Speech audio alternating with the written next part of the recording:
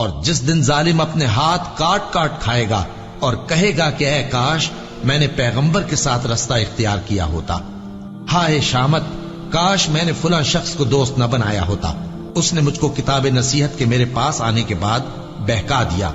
اور شیطان انسان کو وقت پر دغا دینے والا ہے۔ یوں نہیں، جب زمین کوٹ کوٹ کر برابر کر دی جائے گی اور تمہارا پروردگار جلوہ فرما ہوگا اور فرشتے قطار در قطار آ جائیں گے اور دوزخ اس دن سامنے لائی جائے گی، تو انسان اس دن سوچے گا، مگر اب سوچنے سے اسے فائدہ کہاں مل سکے گا؟ کہے گا کاش میں نے اپنی اس زندگی کے لیے کچھ آگے بھیجا ہوتا، تو اس دن نہ کوئی اللہ کے عذاب کی طرح کا عذاب دے گا اور نہ کوئی اس کے جکڑنے کی طرح جکڑے گا۔ جس دن ان کے چہرے آگ میں الٹ پلٹ کیے جائیں گے تو کہیں گے اے کاش ہم اللہ کی فرما برداری کرتے اور رسول صلی اللہ علیہ وآلہ وسلم کا حکم مانتے۔ اور جس کا نامہ اعمال اس کے بائیں ہاتھ میں دیا جائے گا تو وہ کہے گا اے کاش مجھ کو میرا اعمال نامہ نہ دیا جاتا اور مجھے معلوم نہ ہوتا کہ میرا حساب کیا ہے۔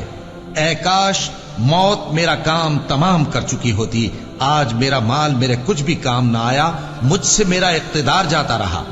حکم ہوگا کہ اسے پکڑ لو، اب اسے طوق پہنا دو، پھر دوزخ کی آگ میں اسے جھونک دو، پھر زنجیر سے جس کی لمبائی 70 گز ہے جکڑ دو۔ اور ان سے دنیا کی زندگی کی مثال بھی بیان کر دو کہ وہ ایسی ہے جیسے پانی جسے ہم نے آسمان سے برسایا تو اس کے ساتھ زمین کی پیداوار مل کر نکلی، پھر وہ چورا چورا ہو گئی کہ ہوائیں اسے اڑاتی پھرتی ہیں، اور اللہ تو ہر چیز پر قدرت رکھتا ہے۔ مال اور بیٹے تو دنیا کی زندگی کی رونق و زینت ہیں، اور نیکیاں جو باقی رہنے والی ہیں وہ ثواب کے لحاظ سے تمہارے پروردگار کے ہاں بہت اچھی اور امید کے لحاظ سے بہت بہتر ہیں۔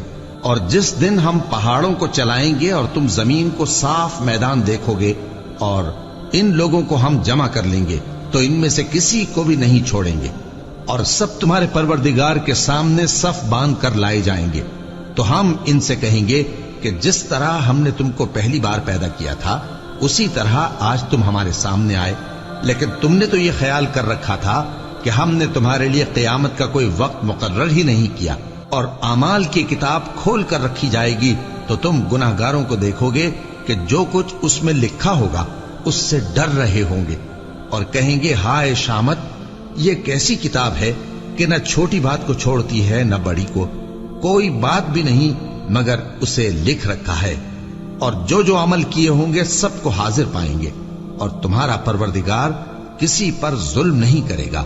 کاش تم ان کو اس وقت دیکھو جب یہ دوزخ کے کنارے کھڑے کیے جائیں گے اور کہیں گے کہ اے کاش ہم پھر دنیا میں لوٹا دیے جائیں تاکہ اپنے پروردگار کی آیتوں کی تکذیب نہ کریں اور مومن ہو جائیں۔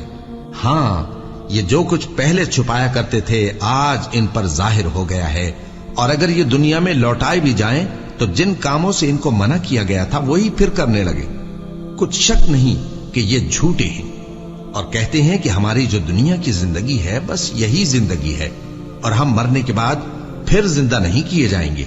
اور کاش تم ان کو اس وقت دیکھو جب یہ اپنے پروردگار کے سامنے کھڑے کیے جائیں گے، وہ فرمائے گا کیا یہ دوبارہ زندہ ہونا برحق نہیں؟ تو کہیں گے کیوں نہیں، ہمارے پروردگار کی قسم بالکل برحق ہے۔ اللہ فرمائے گا اب کفر کے بدلے جو دنیا میں کرتے تھے عذاب کے مزے چکھو۔ جن لوگوں نے اللہ کے روبرو حاضر ہونے کو جھوٹ سمجھا وہ گھاٹے میں آ گئے، یہاں تک کہ جب ان پر قیامت ناگہاں آ موجود ہوگی تو بول اٹھیں گے کہ ہائے اس کوتاہی پر افسوس ہے جو ہم نے قیامت کے بارے میں کی، اور وہ اپنے اعمال کے بوجھ اپنی پیٹھوں پر اٹھائے ہوئے ہوں گے، دیکھو جو بوجھ یہ اٹھا رہے ہیں بہت برا ہے۔ اور دنیا کی زندگی تو ایک کھیل اور مشغلہ ہے، اور بہت اچھا گھر تو آخرت کا گھر ہے، یعنی ان کے لیے جو اللہ سے ڈرتے ہیں۔ کیا تم سمجھتے نہیں؟ یہ لوگ اسی طرح غفلت میں رہیں گے یہاں تک کہ جب ان میں سے کسی کے پاس موت آ جائے گی تو کہے گا کہ اے پروردگار مجھے پھر دنیا میں واپس بھیج دے تاکہ میں اس میں جسے چھوڑ آیا ہوں نیک کام کیا کروں۔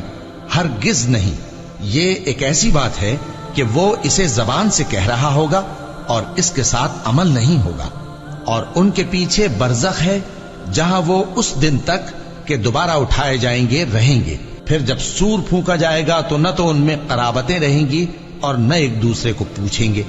تو جن کے اعمال کے بوجھ بھاری ہوں گے تو وہی کامیاب ہیں، اور جن کے بوجھ ہلکے ہوں گے وہ لوگ ہیں جنہوں نے اپنے آپ کو خسارے میں ڈالا، ہمیشہ دوزخ میں رہیں گے۔ آگ ان کے چہروں کو جھلس دے گی اور وہ اس میں بد شکل ہو رہے ہوں گے۔ کیا تم کو میری آیتیں پڑھ کر نہیں سنائی جاتی تھیں؟ پھر تم تو ان کو جھٹلائے ہی جاتے تھے۔ وہ کہیں گے اے ہمارے پروردگار، ہم پر ہماری کمبختی غالب آ گئی اور ہم رستے سے بھٹک گئے۔ اے پروردگار، ہم کو اس میں سے نکال دے، اگر ہم پھر ایسے کام کریں تو ظالم ہوں گے۔ فرمائے گا کہ اسی میں ذلت کے ساتھ پڑے رہو اور مجھ سے بات نہ کرو۔ میرے بندوں میں ایک گروہ تھا جو دعا کیا کرتا تھا کہ اے ہمارے پروردگار، ہم ایمان لائے تو تو ہم کو بخش دے اور ہم پر رحم فرما، اور تو سب سے بہتر رحم کرنے والا ہے۔ تو تم ان سے تمسخر کرتے رہے یہاں تک کہ ان کے پیچھے میری یاد بھی بھول گئے، اور تم ہمیشہ ان سے ہنسی کیا کرتے تھے۔ آج میں نے ان کو ان کے صبر کا بدلہ دیا کہ وہی کامیاب ہو گئے۔ اللہ پوچھے گا کہ تم زمین میں کتنے برس رہے؟ وہ کہیں گے کہ ہم 1 روز یا 1 روز سے بھی کم رہے تھے۔ شمار کرنے والوں سے پوچھ لیجئے۔ اللہ فرمائے گا کہ وہاں تم بہت ہی کم رہے، کاش تم جانتے ہوتے۔ کیا تم یہ خیال کرتے ہو کہ ہم نے تم کو بے مقصد پیدا کیا ہے، اور یہ کہ تم ہماری طرف لوٹ کر نہیں آؤ گے؟ تو اللہ جو سچا بادشاہ ہے، اس کی شان اس سے اونچی ہے، اس کے سوا کوئی معبود نہیں، وہی عرش کریم کا مالک ہے۔ اے پیغمبر، میری طرف سے لوگوں کو کہہ دو کہ اے میرے بندو، جنہوں نے اپنی جانوں پر زیادتی کی ہے، اللہ کی رحمت سے نا امید نہ ہونا۔ اللہ تو سب گناہوں کو بخش